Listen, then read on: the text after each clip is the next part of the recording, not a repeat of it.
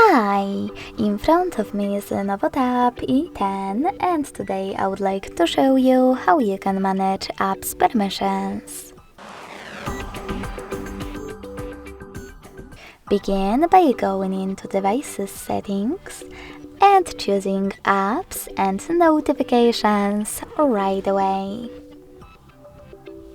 Now scroll all the way down, click on App Permissions and tap on one of your device's features that you wish to manage, like microphone.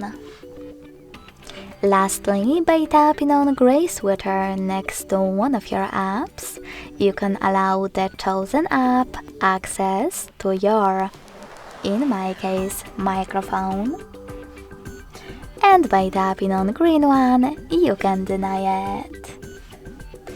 Thanks so much for watching. If you enjoyed this video, smash that like button, comment and subscribe.